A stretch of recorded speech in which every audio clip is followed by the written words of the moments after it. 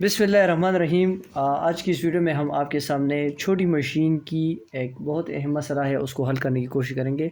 देखें, अगर आपकी मशीन में ये मसला है कि आपका मशीन कपड़ा खींच रहा है और कपड़े में जो है वो खिंचाई उसकी आ रही है, तो उसको आप घर पर किस तरह से ठीक कर सकते हैं।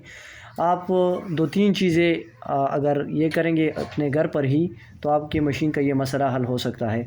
देखिए, सबसे पहले आपने ये देखना है कि आपके मशीन की सुई, अगर इसमें 2-3 महीने हो चुके हैं तो फिर आपने इसको चेंज करना है। देखिए, सबसे पहले हम इसको देख लेते हैं कि हमारे मशीन की सुई जो है वो ठीक है या ठीक नहीं है। अगर ये ठीक नहीं है तो ये आपने चेंज करनी है। दूसरी बात, आपने ये पैर अलग कर लेना है। पैर अलग करने के बाद ये जो ऊपर की प्लेट लगी है, इस पर 2 नट्स हैं। इस नट्स को आपने इस तरह से खोल लेना है और ये भी आपने अलग करना है।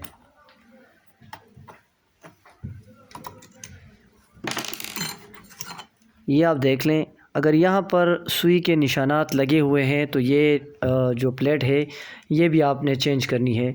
तो ये प्लेट भी हम चेंज करेंगे। ये बाज़ार से 100 से 150, अगर इसमें ओरिजिनल आप लेना चाहते हैं तो 200 में मिल जाता है।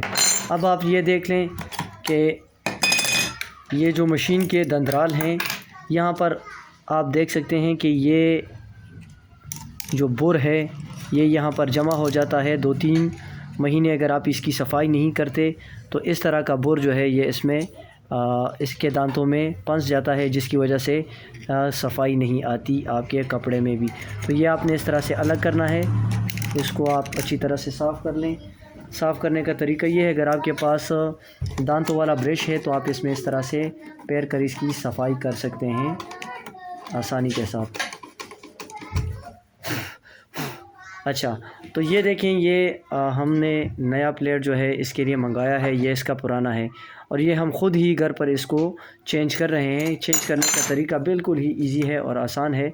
इसके बाद आपने सबसे पहले जो है, जो नीडल है, ये हमारे पास पुराना नीडल है और ये हमने नया नीडल इसके लिए लगाना है इसमें। दोस्तों, अगर आपने अभी तक हमारे चैनल को सब्सक्राइब नहीं किया तो आपसे गुजारिश है कि आप हमारे चैनल को सब्सक्राइब करें और बेल के आइकन को ज़रूर दबा दें ताकि आपके पास हमारी वीडियोस बर वक्त पहुँच जाया करें।